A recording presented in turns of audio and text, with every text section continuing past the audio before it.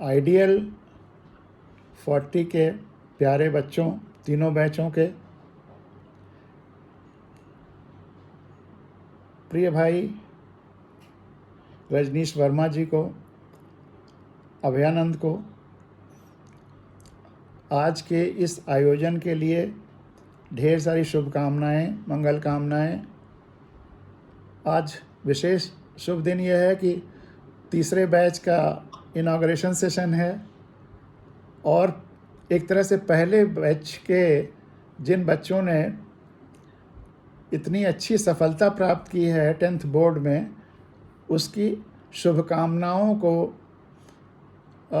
आत्मसात करने के लिए और भविष्य में और घनीभूत करने के लिए और बढ़ाने के लिए भी एक शपथ लेने का मौका है। समय की सीमा होती है इस तरह के प्रोग्रामों में, तो इसलिए मैं हर बच्चे से जो व्यक्तिगत रूप से बातचीत करना चाहता था वो तो संभव नहीं है। सभी बच्चों से पूछना चाहता था कि उनके जीवन का उद्देश्य क्या है, लेकिन फिर कभी जब मौका मिलेगा तब पूछेंगे। आज आपसे यही आग्रह है, रिक्वेस्ट है कि इस प्रश्न पर विचार करना शुरू करिए कि जीवन का उद्देश्य क्या है, आप जीवन में बनना क्या चाहते हैं, और जीवन का सबसे बड़ा सूत्र क्या है। यह भी मैं सबसे पूछता, एक आध बच्चे अगर बताएं तो मुझे खुशी होगी कि जीवन का सबसे बड़ा सूत्र क्या है, और नहीं तो फिर मैं अपनी बात कहने की कोशिश करूंगा। जीवन में आपके लिए सबसे बड़ा गुण क्या है, सबसे बड़ी शिक्षा क्या है, सबसे बड़ा सूत्र क्या है,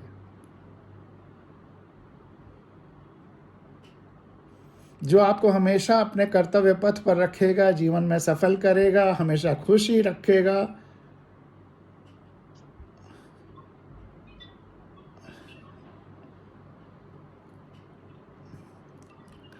कोई बच्चा या किसी बच्चे की आवाज़ अगर मुझ तक ना पहुंच रही हो तो आप लोग में से जो सुन रहे हो वो मुझे बता दें माइक से।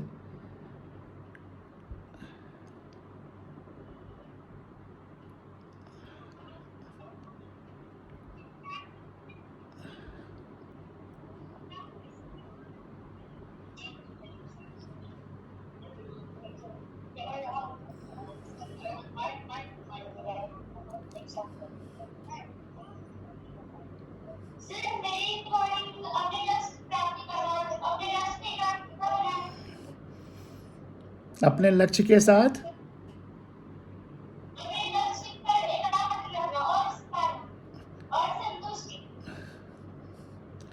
नहीं, बहुत अच्छा है बच्चों, ताली बजाओ। लेकिन अब मैं, क्योंकि समय की कमी है इसलिए सबसे नहीं पूछ पाऊंगा, लक्ष्य की प्राप्ति भी कैसे होगी, उसका भी मूल वह गुण है, और वह गुण है अपनी आँखों पर विश्वास करना। अपनी आँखों पर विश्वास करना। किसी किताब में कुछ भी लिखा हो, कोई कुछ भी कह रहा हो, अपनी आँखों पर विश्वास करना। जो चीज़ तुम अपनी आँखों से बार बार देख रहे हो, कोई कुछ भी कहता हो, उस पर विश्वास मत करो, अपनी आँखों पर विश्वास करो। इससे तुम धोखे से बचे रहोगे, अपने जो भी डिसाइड करोगे उसमें आगे बढ़ोगे। तो अपनी आँखों पर विश्वास करना, इसी को बुद्ध ने, भगवान बुद्ध ने, बिहार भगवान बुद्ध से इतनी जुड़ी हुई जुड़ा हुआ प्रदेश है, इतनी साधना उन्होंने वहाँ की। अप दीपो भव, अपने मार्ग दीप खुद बनना है, और दीप तभी कारगर होगा जब आँखें खुली रहेंगी। तो अपनी आँखों पर विश्वास करो। इवन बुद्ध भी अगर ये कह रहे हैं तो ज़रूरी नहीं कि तुम बुद्ध की हर बात मान लो, अपनी आँखों से देखो। अगर बुद्ध की भी कोई बात नहीं सही लगती है तो उस पर विश्वास का प्रश्न चिन्ह लगा लो। तो अपनी आँखों पर विश्वास करना सबसे पहला गुण होना चाहिए जीवन को समझने के लिए, सही फैसले लेने के लिए, सही मार्ग पर आगे बढ़ने के लिए।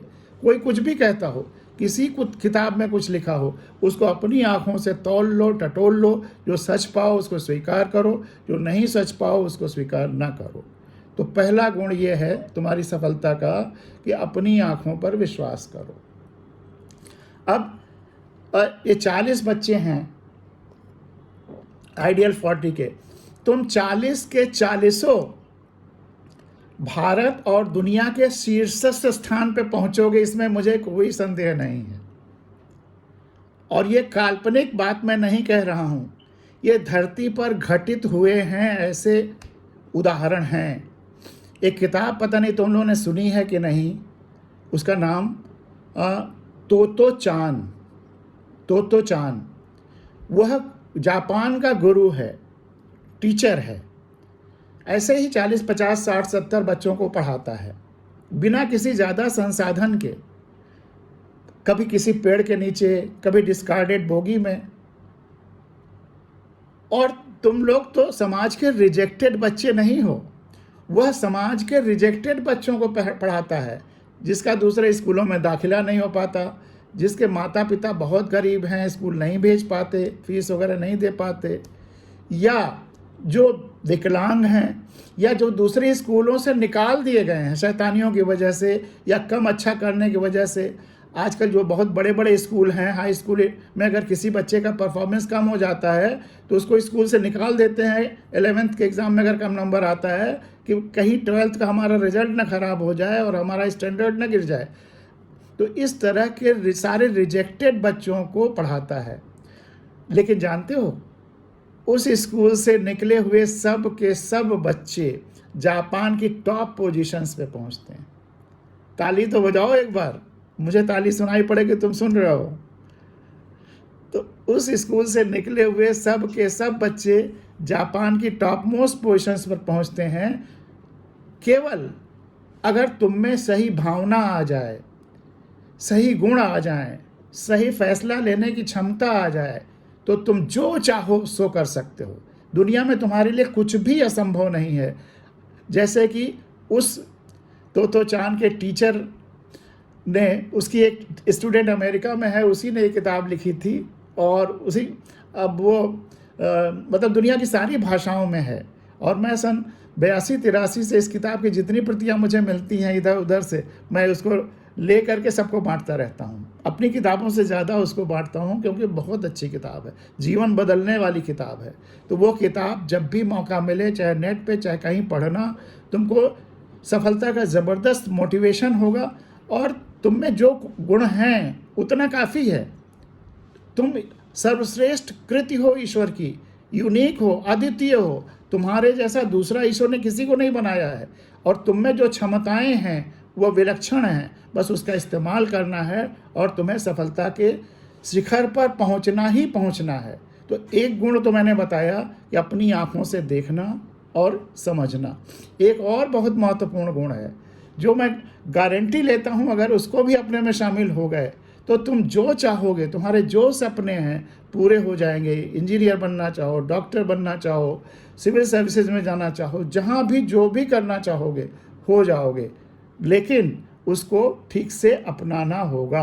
अगर वह अपनाओगे तो निश्चित पाओगे, अगर नहीं हो तो मेरे ऊपर केस कर देना, मैं गारंटी लेता हूं कि तुम्हें वो सफलता मिलेगी ही मिलेगी।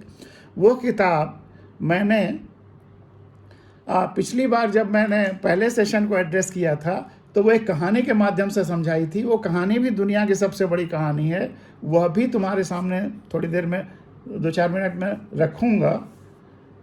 वह कहानी भी अद्वितीय है, और वह कहानी अपने यूपी बिहार से कहीं से निकली है। मैंने अपने गांव में सुना था इसको, और बड़ा होने पे जब पूरी दुनिया की लोक कथाएं पढ़नी शुरू की तो ये कहानी मुझे रूसी भाषा में मिली, अरबी भाषा में मिली, दक्षिण भारत की भाषाओं में मिली, दुनिया के हर भाषा में एक कहानी है। सोचो, किसी गांव से, किसी क्षेत्र से निकली हुई एक कहानी धीरे धीरे दुनिया की सारे भाषाओं में, एक गांव से दूसरे गांव, एक मुंह से दूसरे मुंह, जब छापे खाने नहीं थे, प्रेस नहीं थे, लाखों साल पहले फैल गई, तो उसमें कितनी बड़ी जीवन की ऊर्जा और ताकत होगी।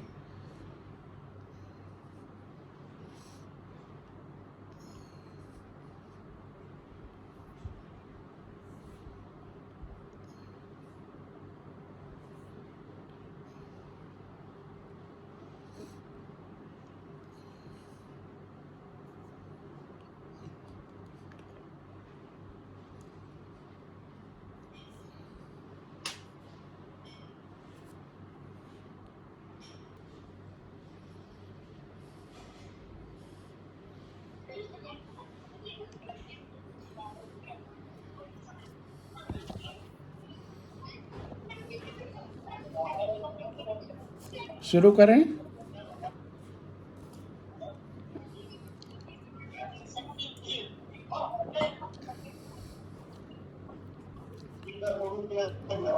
ठीक है, तो हम लोग चर्चा कर रहे थे कि एक छोटी सी कहानी है जो पूरी दुनिया में फैल गई। कहीं एक किसी गांव से किसी भाषा में शुरू हुई।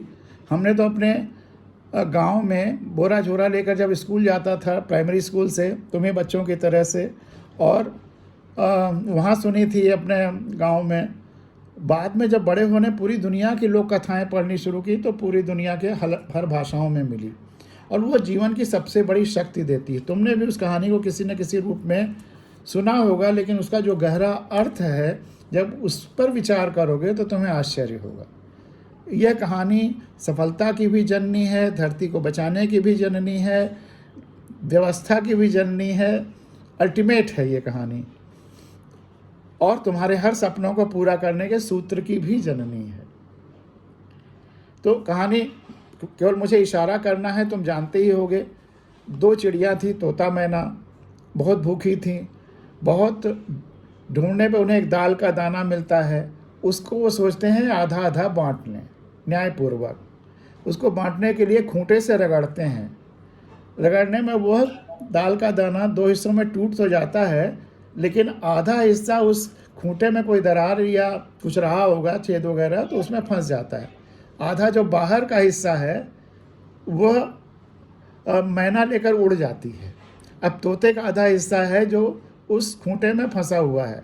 जब खूंटा तोता नहीं निकाल पाता तो वो बढ़ई के पास जाता है और बढ़ई से आग्रह करता है, रिक्वेस्ट करता है, जिसे अवधी में मैंने जिस रूप में सुना, अवधी और भोजपुरी का मिश्रित है, कि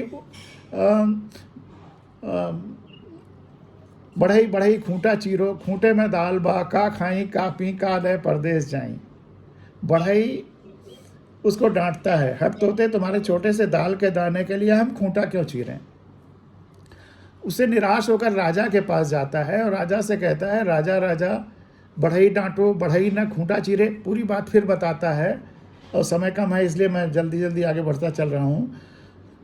राजा भी उसको डांटता है, हट तोते, तुम्हारे छोटे से दाल के दाने के लिए हम बढ़ई क्यों डांटें। फिर वो रानी के पास जाता है और पूरी बात दोहराता है, रानी रानी राजा छोड़ो, राजा ना ये करे वो। तो रानी भी डांटती, तुम्हारे छोटे से दाल के दाने के लिए हम राजा क्यों छोड़ें। फिर वो सांप के पास जाता है, सांप सांप रानी डसो, रानी ना राजा छोड़े। सांप भी डांटता है। लाठी के पास जाता है, लाठी लाठी सांप मारो, सांप ना, पूरी बात। लाठी भी डांटता है। तब वो आग के पास जाता है, आग आग लाठी जारो, लाठी ना सांप मारे, पूरी बात फिर डांटता है, आग भी डांटती है। अब वो नदी के पास जाता है, नदी नदी आग बुझाओ, आग ना लाठी जा रहे, पूरी बात, नदी भी डांटती है। अब वह हाथी के पास जाता है कि हाथी हाथी नदी सोखो। हाथी अपने सूंड से, जानते हो हाथी सूंड से बड़े पानी खींच सकता है, तो हाथी हाथी नदी सोखो, नदी ना आग बुझाए, पूरी बात। नदी भी डांटती है, सॉरी, हाथी भी डांटता है, तुम्हारे छोटे से दाल के दाने के लिए हम नदी क्यों सोखें। अब वह रोता हुआ जा रहा है और उसका रोना एक चींटी सुनती है। चींटी उससे रोने का कारण पूछती है, और जब पूरी बात तोता बताता है तो चींटी कहती, चलो मेरे वश में है जितना उतना मैं करूँगी। और चींटी के वश में क्या है, रेंगना। तो वह हल्के हल्के रेंगते हुए हाथी के सूंड में घुसने लगती है। तब हाथी कहता है, सूंड में घुसो उसो मत कोई, हम नदी सोखब लोई। और जब नदी सोखने पहुंचता है हाथी, तो नदी आग बुझाने को, आग लाठी जलाने को, लाठी सांप मारने को, सांप रानी डसने को, रानी राजा छोड़ने को, और बढ़ई राजा बढ़ई डांटने को, और बढ़ई खूंटा चीरने को तैयार हो जाता है और उसको दाल का दाना मिल जाता है। अब इस कहानी पर विस्तार से चिंतन करके, विचार करके बताओ कि इस कहानी में सबसे शक्तिशाली कौन है। चींटी। भौतिक रूप से, संसाधन के रूप से, तमाम सारे रूपों से, क्षमताओं के बड़े होने के रूप में इतने इसमें आयाम हैं, इतने बिंदु हैं, लेकिन सबसे महत्वपूर्ण बिंदु चींटी होता है। और सबसे महत्वपूर्ण प्रश्न यही है कि चींटी सब पर भारी अपने किस गुण के कारण है, किस गुण के कारण वो पूरे व्यवस्था को, पूरे सिस्टम को, जो उसके उठने के पहले अक्रियाशील था, काम नहीं कर रहा था, इवन अपनी ड्यूटीज़ नहीं कर रहा था, किस उस चींटी के उठने से सब क्रियाशील हो गए, सब अपना काम करने लगे। तो चींटी के किस गुण के कारण? चींटी में एक ऐसा गुण है जो बाकी किसी में नहीं है। धन बल में, बाहुबल में, खुद राजा है, हाथी है, क्या क्या नहीं है, लेकिन उन सब के पास एक गुण नहीं था, वो जो उस चींटी में था।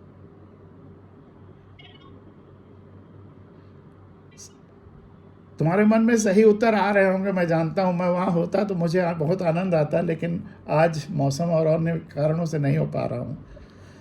सबसे बड़ा गुण है संवेदना का। संवेदना, वेदना मतलब दुख। संवेदना हम जब दूसरे के दुख को अपने दुख जैसा समझते हैं, यह होती है संवेदना, सेंसिटिविटी अंग्रेजी में कहेंगे। चींटी के पास इतनी संवेदना थी कि उसने तोते के दुख को अपना समझा। हाथी के पास, नदी के पास, आग के पास, रानी के पास, सांप के पास, राजा के पास, बढ़ई के पास इतनी संवेदना नहीं थी कि वह, राजा की ड्यूटी ही थी कि उसके लिए करे न्यायपूर्वक। किसी के पास इतनी संवेदना नहीं हुई कि उसने चींटी की ज़रूरत, उस तोते की ज़रूरत को महसूस किया होता और उसके लिए कुछ किया होता। वह संवेदना चींटी में हुई। तो चींटी इतना छोटा होते हुए भी उसी संवेदना के कारण उसके वश में जितना था, रेंगना ही था उसके वश में और कुछ नहीं था। तो पूरी संवेदना के साथ अगर रेंगी तो पूरा सिस्टम बदल गया। तो बच्चे, हम भी बचपन में चींटी की तरह ही रहे हैं। चींटी ही समझ लो कि चींटी की तरह ही रहे हैं, लेकिन अगर पूरी ज़िंदगी संवेदना के साथ कार्य करते रहेंगे, सबके सुख दुख, अपने सुख दुख के साथ साथ सबके सुख दुख को महसूस करते हुए कार्य करेंगे, तो अनायास पूरी प्रकृति, पूरा समाज, पूरा ब्रह्मांड, पूरी धरती हमारे साथ हो जाएगी और हमारे जो सपने होंगे वो पूरे हो जाएंगे। इसके लिए पूरी संवेदना के साथ हमें जीवन भर कार्य करना है। हमें शिक्षा भी लेनी है तो सबके कल्याण के लिए, केवल अपने कल्याण के लिए नहीं। जहाँ हम केवल स्वार्थी हो जाएंगे, केवल अपने कष्ट को अपना समझेंगे, वहाँ वो शक्ति नहीं आएगी। शक्ति आएगी जब हम अपने कष्ट के साथ साथ, अपनी वेदना के साथ साथ सबकी वेदना को समझेंगे। तो हमें शिक्षा प्राप्त करनी है, शिक्षा बहुत महत्वपूर्ण है। आप आइडियल 40 में बेस्ट शिक्षा प्राप्त करें, लेकिन साथ साथ संवेदना का बल भी आइडियल 40 आपको देगा। संवेदना का बल अगर अपने शिक्षा बल, शक्ति बल सारे के साथ जुड़ जाए तो चमत्कार होने लगते हैं। वह चमत्कार तुम्हें जीवन में करके दिखाना है। भारत को और धरती को तुम जैसे लोगों की लीडरशिप की भविष्य में ज़रूरत है, वह करना है। उसके लिए अपने को तैयार करना है। और उसके लिए मैं जैसे बोरा झोरा लेकर आम के पेड़ के नीचे से पढ़ के आया। मैं तो दर्जा 6 में हिंदी सीखना शुरू किया। उसके पहले अरबी, अवधी ही मेरी भाषा थी, उसी में सोचता, बोलता, लिखता था। अंग्रेज़ी तो बहुत बाद में आई। लेकिन एक और बहुत महत्वपूर्ण सूत्र तुम्हारे लिए दे रहा हूँ जो तुम्हें जीवन भर काम आएगा, वह है डायरी लिखना। डायरियाँ लिखो। कोई ज़रूरी नहीं कि वो डायरी नुमा चीज़ हो। कागज़ सादा, मतलब एक साधारण सी कॉपी खरीद करके उसी पे लिखो, वही तुम्हारी डायरी है। बचपन से मेरी छोटी डायरियों में लिखता था, बड़े होते दर्जा 6 से डायरियाँ लिख रहा हूँ। उस डायरियों में मुझे क्या करना है, मेरा क्या कर्तव्य है और मैं क्या मुझसे गलतियाँ हुई हैं, सब लिखता जाता रहा। उसी में 9th-10th के आसपास मेरे भाव भी आने लगे, सपने भी आने लगा। लेकिन 10th के आसपास उस डायरियों में मैंने ये लिखना शुरू किया, मुझे यूपी बोर्ड में टॉप करना है। साल भर मैंने रोज़ डायरी में लिखा, मुझे यूपी बोर्ड में टॉप करना है। एक साधारण सा बच्चा जो गांव से आया हुआ है, जिसका एक ही सपना तक जब गांव में रहता था कि काश शहर में कोई एक मेरा मित्र होता, मुझे ख़त लिखता। उस बच्चे ने 10th पे आते आते डायरियों की वजह से और इन सब विचारों की वजह से ये लिखना शुरू किया कि मुझे 10th में टॉप करना है। और वाकई 10th में मेरी विदिन 10 पोजीशन यूपी बोर्ड में आई। 12th में फिर एक साल लिखा कि मुझे टॉप करना है यूपी बोर्ड में इंटरमीडिएट में, फिर पोजीशन आई। इलाहाबाद यूनिवर्सिटी में गया, वहाँ मीडियम बदल गया, इंग्लिश मीडियम हो गया। पहले तो अपने को अंग्रेज़ी सुधारने के लिए अब डायरी अंग्रेज़ी में लिखने लगा, ताकि अंग्रेज़ी भी उसके बहाने इम्प्रूव होगा, राइटिंग इम्प्रूव होगी, सब कुछ बेहतर करने के लिए फिर अंग्रेज़ी में डायरियाँ लिखने लगा। और जब कॉम्पिटिशन्स में बैठना हुआ तो लिखना लगा मुझे PCS provincial civil service UP में, या आईएएस, या इंडियन फॉरेस्ट सर्विस में बैठा, उसमें मुझे टॉप करना है। रिज़ल्ट ये रहा कि फॉरेस्ट में भी बहुत मेरिट में ऊंची आई, आईपीएस में इंडिया में टॉप किया, सेंट्रल सर्विसेज में इनकम टैक्स ऑडिट और इन सब में टॉप किया, तो और पीसीएस में टॉप किया, प्रोविंशियल सिविल सर्विस में। तो अपना वो डिटर्मिनेशन, मुझे टॉप करना बिना किसी कोचिंग के, मैंने कहीं ज़िंदगी में कोई कोचिंग नहीं की। तो तुम्हारा अपना डिटर्मिनेशन सबसे ज़्यादा महत्व रखेगा, जो कोई और और केवल किताबों से पढ़ करके। किताबें हमसे हमारे लिए सबसे महत्वपूर्ण गाइड हो सकती।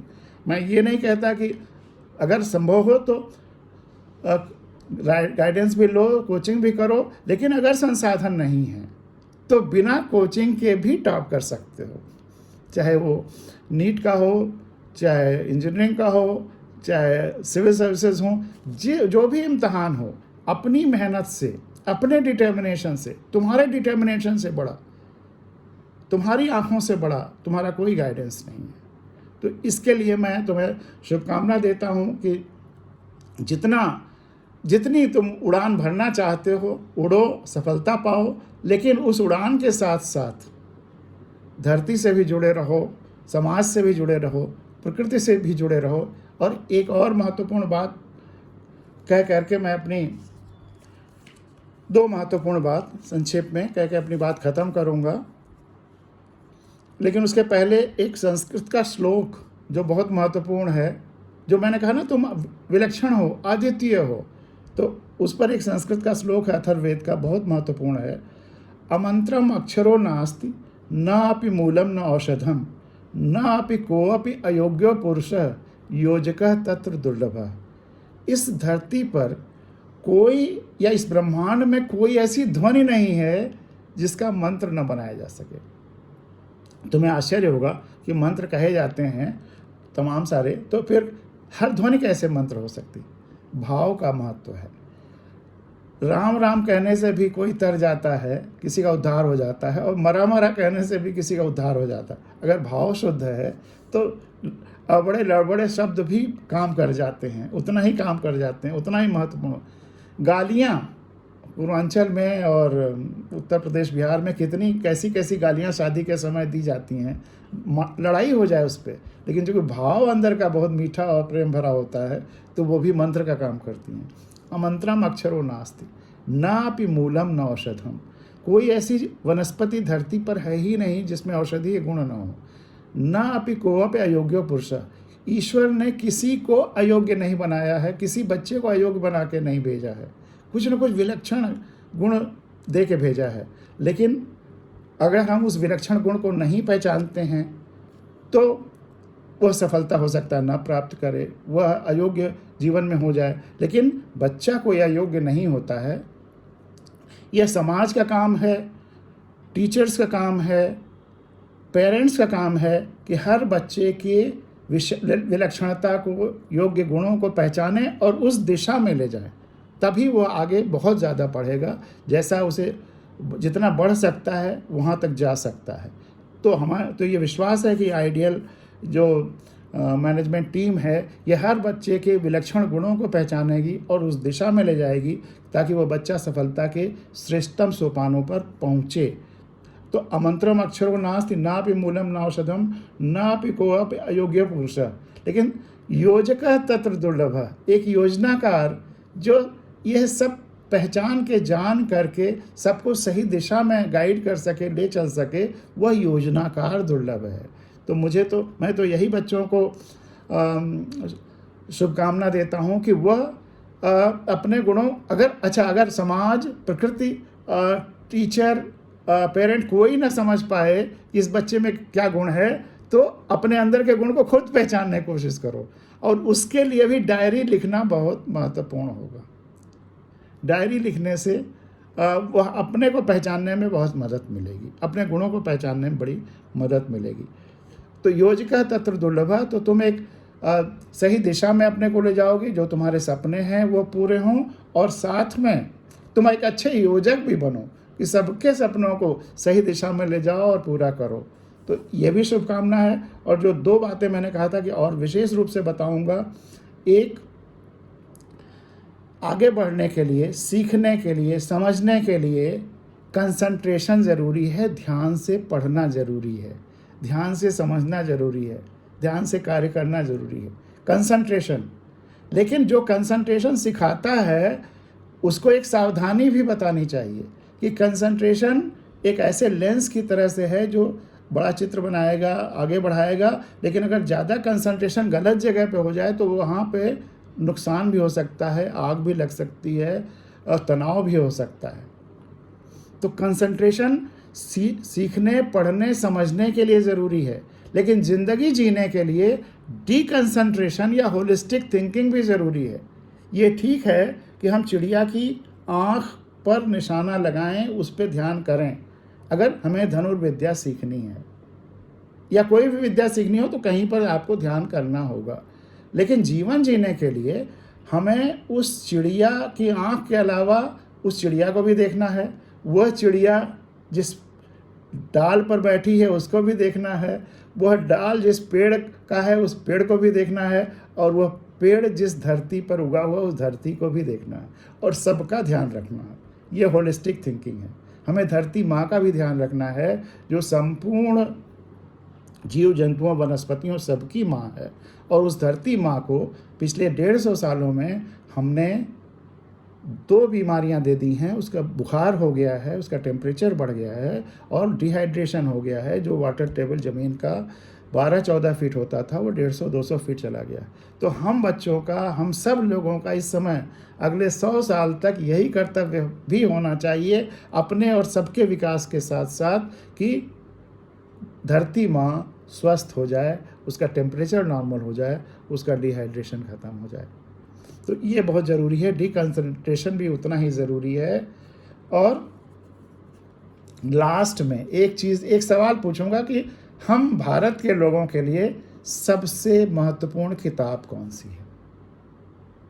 हम भारत के लोगों के लिए सबसे महत्वपूर्ण किताब कौन सी? यह अंतिम प्रश्न और अंतिम चर्चा, अंतिम बिंदु पर। हम भारत के लोगों के लिए सबसे महत्वपूर्ण किताब कौन है?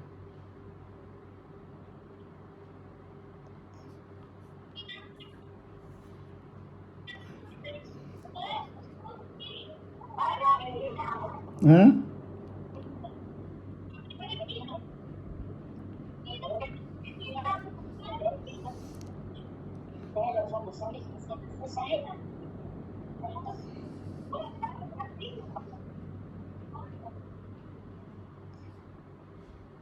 हाँ बेटा बताओ।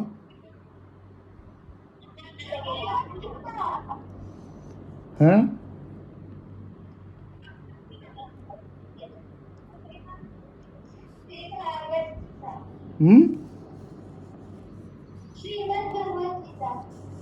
वो अपनी अपनी आस्था के अनुसार इस तरह की पुस्तकें हैं, लेकिन पूरे देश के लिए सबसे महत्वपूर्ण किताब है हमारा संविधान,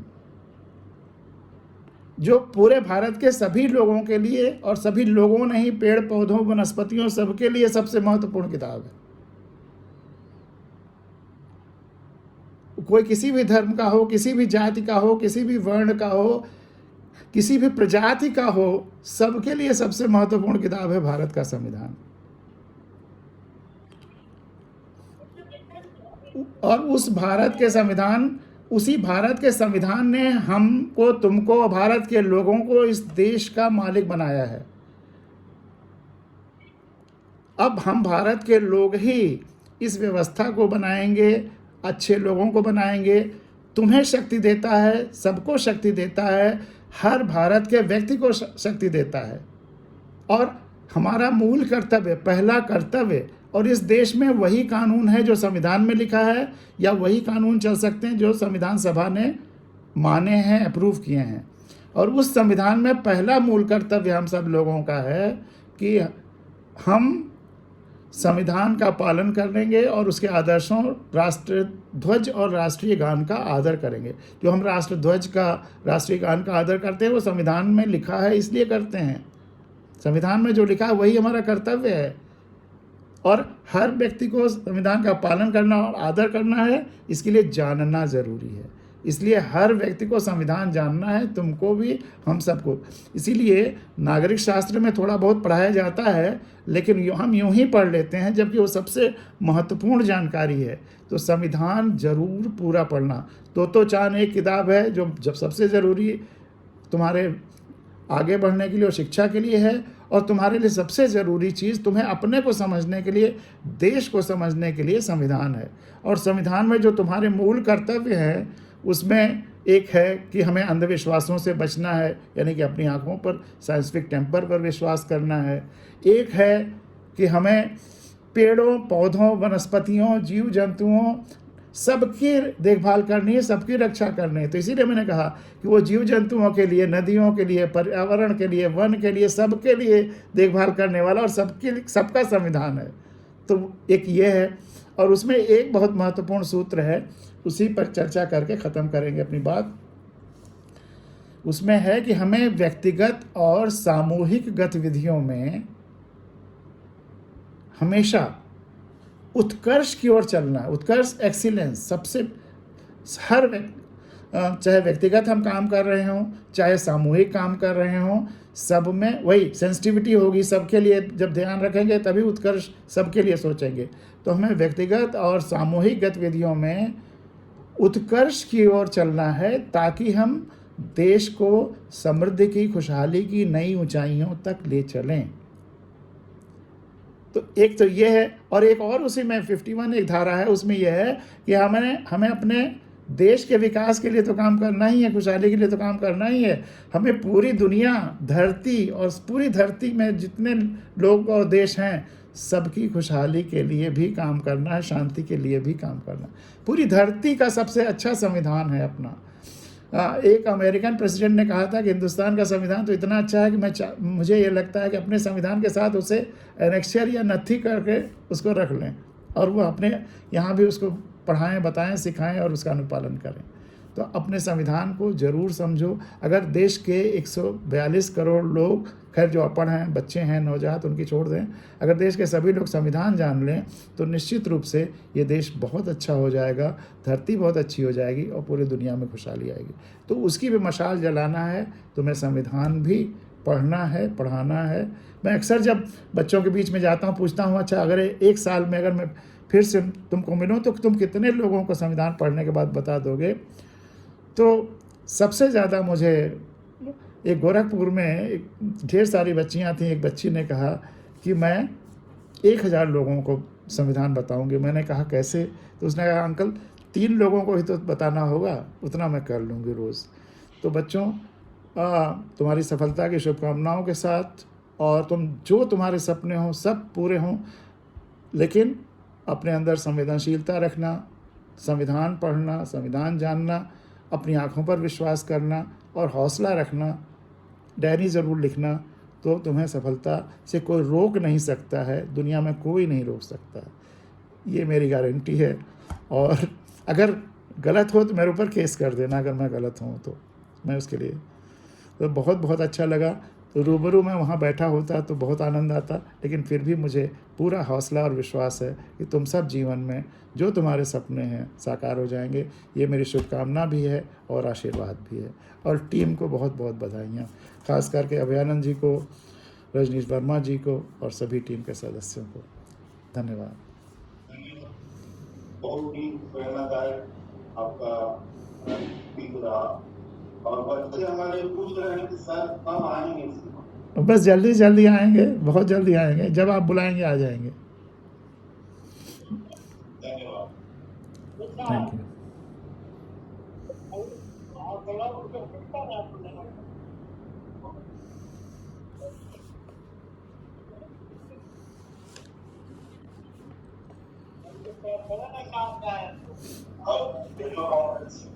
नहीं होने वाला है, 2-3 लोग और जुड़ने वाले, हम लोग लेट होते ही जा रहा है। टेक्निक रिकॉर्ड आती है, इसकी वजह से